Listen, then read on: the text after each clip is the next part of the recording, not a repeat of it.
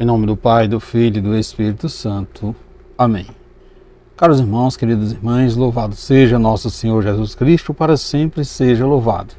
Hoje, dia 13 de março, quarta-feira da quarta semana do tempo da Quaresma. Tempo que estamos assim vivenciando o nosso retiro espiritual para celebrarmos a Páscoa do Senhor. E hoje convido você, convido sua família, para que possamos assim refletir o Evangelho da liturgia de hoje, tirado de João no capítulo 5, versículo de 17 ao 30. O Senhor esteja convosco, Ele está no meio de nós. Proclamação do Evangelho de Jesus Cristo segundo João. Glória a vós, Senhor. Naquele tempo, Jesus respondeu aos judeus: Meu Pai trabalha sempre, portanto, também eu trabalho. Então os judeus ainda mais procuravam matá-lo, porque, além de violar o sábado, chamava Deus o seu Pai, fazendo-os assim igual a Deus. Tomando a palavra, Jesus disse aos judeus: em verdade vos digo, o Filho não pode fazer nada por si mesmo. Ele faz apenas o que vê o Pai fazer. E o que o Pai faz, o Filho faz também. O Pai ama o Filho e lhe mostra tudo o que ele mesmo faz. Ele mostrará obras maiores ainda, de modo que ficareis admirados. Assim como o Pai ressuscita os mortos e lhe dá a vida, o Filho também dá a vida a quem ele quer.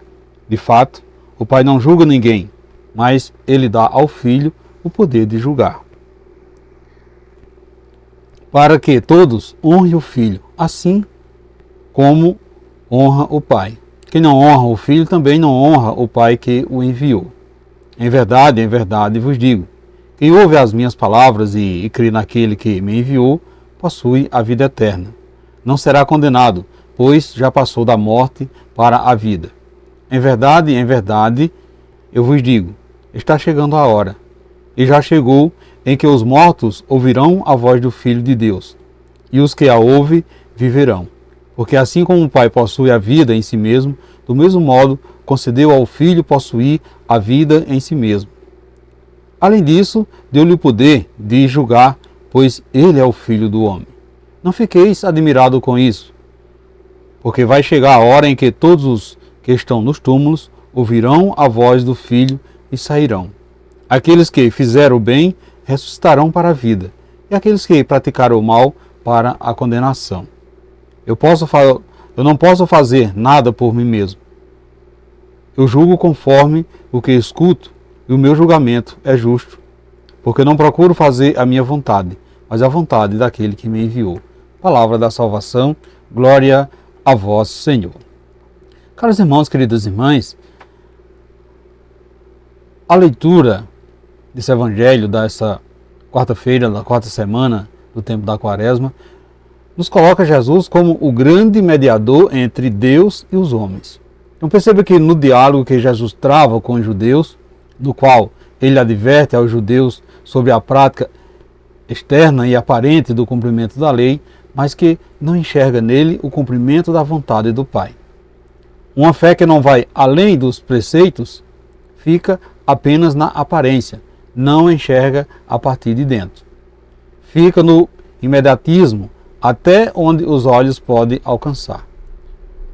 Portanto, Jesus pede aos judeus e a cada um de nós o acolhimento de sua pessoa e o acolhimento de sua palavra. Não adianta louvar e adorar o Pai, cumprir os mandamentos, se não vai ver em Jesus o cumprimento da lei e da promessa feita por Deus ao povo de Israel. Diz ele, quem não honra o Pai também não honra, quem não honra o Filho também não honra o Pai que o enviou. Então, o fato de os judeus não compreender Jesus como Filho de Deus, seu enviado, deu-se pelo fato de eles esperar em Jesus a manifestação de um Deus libertador e todo-poderoso, capaz de libertar todos os povos das amarras do Império Romano. Quais são assim as nossas imagens que temos de Deus? Então perceba que a partir dessas imagens que temos de Deus, podemos compreender atitudes, posições filosóficas, teologias e existenciais. Então é preciso também nós purificar as muitas imagens que temos de Jesus, as imagens de Deus e do seu reino, necessário avaliarmos essas imagens. Então, um lugar teológico mais privilegiado para esta purificação, talvez seja a palavra de Deus, seja o seu Evangelho. Que esse tempo da Quaresma nos desperte para uma escuta atenta e sincera da boa nova em nós revelada por Jesus, Filho de Deus, encarnado na vida do seu povo, o povo da nova aliança. Portanto, meus irmãos, queridas irmãs, neste Evangelho, Jesus nos revela como acontece o trabalho do Pai e do Filho no poder do Espírito Santo. Há uma harmonia completa na obra que a Santíssima Trindade realiza em cada um de nós. Há uma harmonia.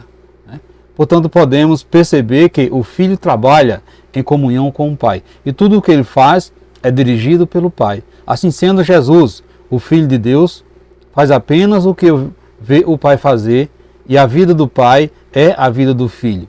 E tudo acontece entre eles por força do amor. O amor entre o Pai e o Filho é o Espírito Santo que mora em nós e nos leva a realizar todas as coisas conforme Jesus fazia, a exemplo do seu Pai.